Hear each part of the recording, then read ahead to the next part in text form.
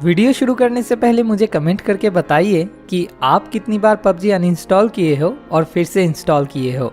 सारे PUBG addicts की यही सेम कहानी है। यार आज ही लास्ट, कल से नो पबजी, आज रात को ही अनइंस्टॉल करके सोऊंगा।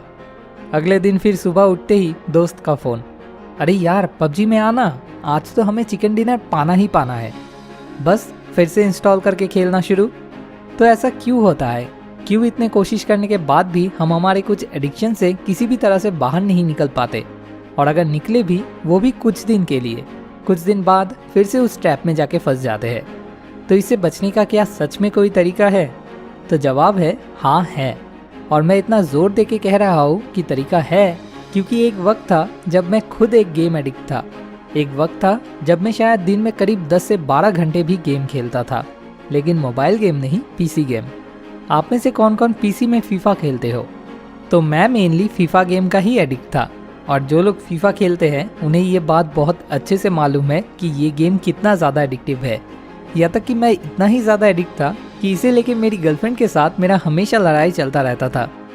तो कैसे मैं खुद इस गेम के एडिक्शन से बाहर आ सका, वही आज इस वीडियो में मैं आपके साथ शेयर करूँगा। तो चलिए शुरू करते हैं। क्या आप रविंद्रनाथ टैगोर का लिखा हुआ जूता आविष्कार मतलब जूते की खोज वाली पोएम पढ़े हो? जो लोग नहीं पढ़े उनके लिए मैं शॉर्ट में इस पोएम की जिस्ट बताता हूँ। होबू चंद्र राजा ने उनके गोबू चंद्र मंत्री को कहा कि उनके राज्य में ये क्या अनर्थ हो रहा है, क्योंकि जब भी वो चलते हैं उनके पैर पे धूल लग जाती है। इसलिए उन्होंने मंत्री गबू चंद्र को आदेश किया कि ऐसा कोई तरीका ढूंढ निकालने के लिए जिससे कि उनके पैर पे और कभी भी धूल ना लगे। गोबू चंद्र मुश्किल में पड़ जाते हैं। पहले वो सारे 7 लाख झाड़ू लेकर सारे राज्य में झाड़ू लगाकर धूल भगाने की कोशिश करते हैं। इससे पूरे राज्य में और भी ज्यादा धूल बढ़ जाता है।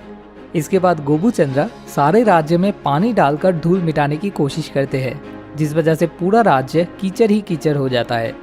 उसके बाद गोबू चंद्र तय करते हैं कि वो पूरे राज्य को ही चमड़े से कवर कर देंगे, जिससे महाराज की पैर में और कभी भी धूल ना लगे। उसके मुताबिक वो एक एक्सपीरियंस टैनर को राज्यसभा में बुलाते हैं। वो बुजुर्ग टैनर राज्यसभा में आके हंसते हुए महाराज से कहते हैं, महाराज अगर आप अनुमति दे तो मैं आपको इससे भी बहुत ही आसान और सिंपल एक तरीका बता सकता हूँ। पूरी दुनिया को चमड़े से कवर ना करके अगर आप सिर्फ अपने दोनों पैर को चमड़े से कवर कर लोगे तो महाराज आपके पैर पे और कभी भी धूल नहीं लगेगा। और यही से हुई थी जूते की खोज। मजे की बात यह है कि हम भी कभी कभी अपने एडिक्शन से पीछा छुड़ाने के लिए होबू चंद्र राजा का उस गबू चंद्र मंत्री की तरह दिमाग लगाते हैं। गेम को अनइंस्टॉल करते हैं, कुछ देर के लिए फ़ोन को दूर किसी जगह पर रखने की कोशिश करते हैं। मतलब हम मानते हैं कि सारे प्रॉब्लम उस गेम में ही है। कभी भी हमारे दिमाग में ये नहीं आता कि असली प्रॉब्लम हमारे अपनी ब्रेन में है। हम अगर हमारे माइंड को अपनी कंट्रोल में रखना सीख जाए तो तब एक क्यों 1000 गेम भी अगर फ़ोन में इंस्टॉल रहेगा फिर भी उससे कोई प्रॉब्लम नहीं होगा। अब चॉइस आपकी है। क्या आप गबू चंद्र मंत्री की तरह झाड़ू लगा के धूल मिटाना चाहते हो, या सिंपली शूज पहनकर अपने पैरों को कवर कर लेना चाहते हो? क्योंकि झाड़ू लगा के धूल मिटाने की कोशिश करने से जैसे धूल मिटने की जगह उल्टा और भी बढ़ जाता है, उसी तरह से अनइंस्टॉल करके गेम को मन से निकालने की कोशिश करने से और भी ज़्यादा उस गेम को खेलने का मन करने लगता है। तो सबसे पहले तो ये क्लियरली समझना होगा कि अगर कहीं कोई चेंज लाना है तो वो फ़ोन में नहीं बल्कि हमें अपनी माइंड में लाना होगा।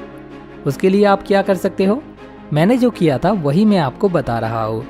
मैं जब पहले गेम खेलने बैठता था तब मेरे मन में कुछ ऐसे कन्वर्सेशंस चलते थे, उफ कितना बढ़िया गेम है, क्या ग्राफिक्स है, मज़ा आ गया यार सच में। मतलब गेम के बारे में बार बार पॉजिटिव फीडबैक मैं अपने सबकॉन्शियस माइंड को भेजता रहता था। इसके बाद जब मैंने डिसीजन लिया कि नहीं अब इस एडिक्शन से निकलना होगा, तब मैं जब भी उस गेम को खेलने बैठता था उसकी नेगेटिव चीज़ों पे ही मैं फोकस करता था।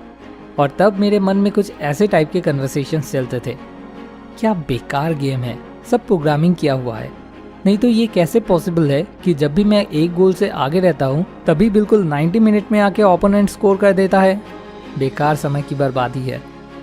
मतलब जितना हो सके उस गेम के बारे में नेगेटिव फीडबैक मैं अपने सबकॉन्शियस माइंड को भेजता रहता था। ऐसे ही आप भी पबजी के लिए कह सकते हो, क्या यार आधी गेम बॉट से भरी पड़ी है, उधर से हैक करके दीवार के अंदर से गोली मार देते हैं, बेकार टाइम की बर्बादी है। इस तरह से बार बार नेगेटिव फीडबैक रिपीट करते रहने से एक वक्त ऐसा आएगा जब सच में ये गेम आपको बेकार लगने लगेगा। और तब आप बहुत ही आसानी से ही इस ट्रैप से निकल सकोगे। सो smart idea number 1, uninstall it from your mind, not from your phone. जब एडिक्शन की बात हो रही है तब ये क्लियरली समझना बहुत ही ज़रूरी है कि किसको एडिक्शन कहते हैं और किसको एंटरटेनमेंट, क्योंकि बहुत लोग हैं जो इस एक्सक्यूज़ को यूज़ करते हैं, अरे मैं तो बस अपने एंटरटेनमेंट के लिए खेलता हूँ। अगर आप हर रोज़ 4-5 घंटे से ज़्यादा समय इस गेम के पीछे लगा रहे हो और या तक कि सामने एग्ज़ाम या कोई इम्पॉर्टेंट काम है उसमें टाइम कंप्रोमाइज़ करके आप इस गेम के पीछे उस टाइम को लगा रहे हो, और अगर किसी वजह से पूरे दिन में आपको एक बार भी इस गेम को खेलने का मौका नहीं मिल पाता है या कोई अगर इस गेम को खेलने से आपको रोकने की कोशिश करता है तो उन पर आप गुस्सा हो जाते हो या आपका बिहेवियर रूड होने लगता है, तो ऐसे में ये गेम आपके लिए और एंटरटेनमेंट के लेवल पे नहीं है, यह आपके एडिक्शन के लेवल पे पहुंच गया है। अब बात यह है कि हम सबकी लाइफ में छोटा हो या बड़ा हो कुछ ना कुछ गोल ज़रूर रहता है। किसी के लिए वो इस बार के एग्ज़ाम में अच्छे मार्क्स लाना है, या किसी के लिए एक अच्छी नौकरी लगाना, या किसी के लिए अपनी बिजनेस को ग्रो करना। नॉर्मली नहाना, खाना, सोना इन सब को छोड़ के एक दिन में ज़्यादा से ज़्यादा हमारे पास 10 से 12 घंटे वक्त रहता है काम करने के लिए।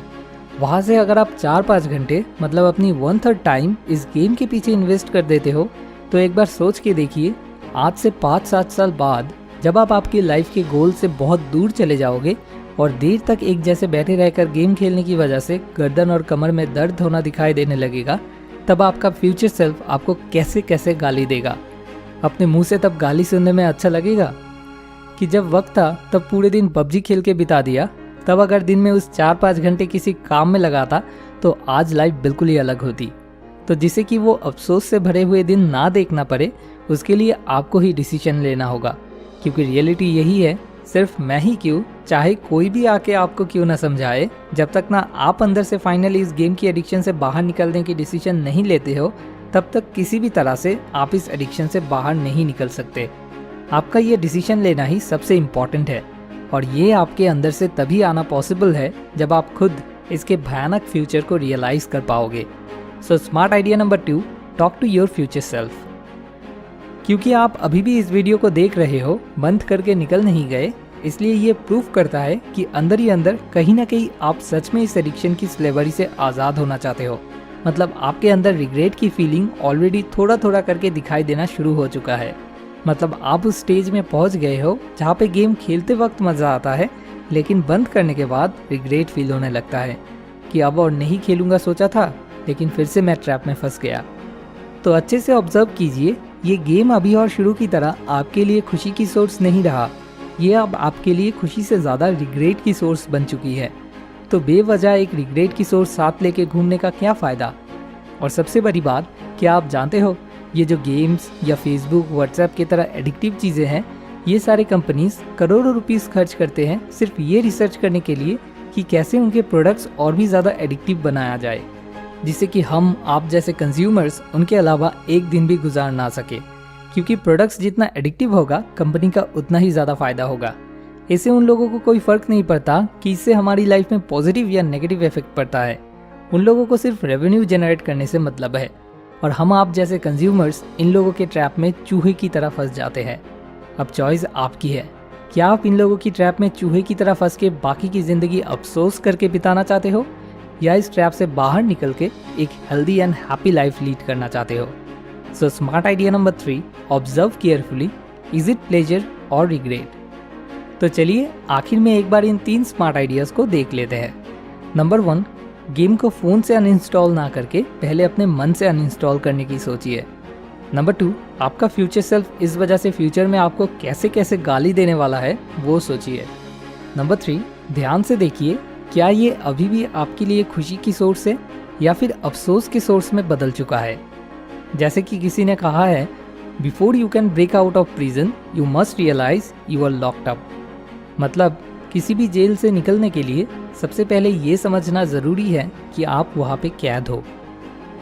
आखिर में आपसे एक छोटी सी रिक्वेस्ट, अगर इस वीडियो से आपको इतना सा भी मदद मिले तो इसे ज़रूर अपने फ्रेंड्स के साथ शेयर करें, जो लोग भी बिल्कुल आप ही की तरह इस गेम की एडिक्शन से बाहर निकलना चाहते हैं। अगला वीडियो अगले रविवार। Thanks for watching. More wisdom, more solution, better life.